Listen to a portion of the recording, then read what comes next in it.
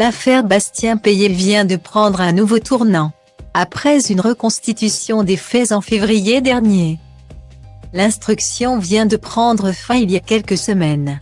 On attend maintenant la décision du ministère public qui peut soit demander le renvoi du trio infernal devant les assises pour meurtre-crime passible de 30 ans de réclusion, soit retenir une autre qualification, par exemple coup mortel ayant entraîné la mort sans intention de la donner.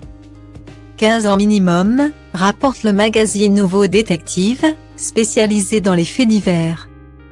La famille du défunt, elle, espère que le procès pourra se tenir en 2022. Mais que s'est-il vraiment passé le soir du meurtre?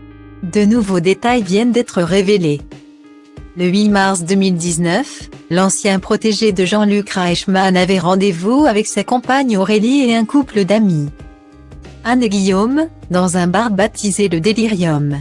Après avoir enchaîné les verres jusqu'à la fermeture de l'établissement, aux alentours de 2 h du matin, ils auraient décidé de terminer la soirée en boîte de nuit au Kurkn, situé à une dizaine de minutes à pied.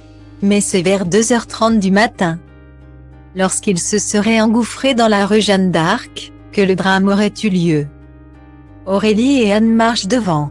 Elles sont au bout de la rue, presque sur le boulevard Leclerc, quand elles tombent sur 3 jeunes, la vingtaine, visiblement très alcoolisés, relate le Nouveau Détective. Les 3 hommes auraient interpellé les jeunes femmes en exhibant leur sexe. Celles-ci auraient choisi de poursuivre leur route sans faire de commentaires, mais les individus se seraient montrés assistants. C'est alors que Bastien serait intervenu en leur lançant « Laissez-les tranquilles. Vous n'avez pas autre chose à faire » mais il n'aurait pas eu le temps de terminer sa phrase qu'un coup de poing l'aurait jeté à terre.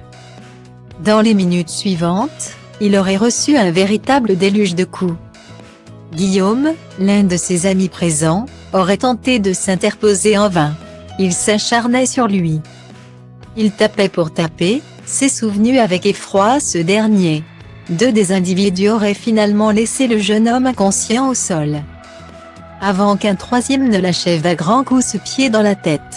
Une nuit d'horreur sur laquelle la justice devra faire toute la lumière.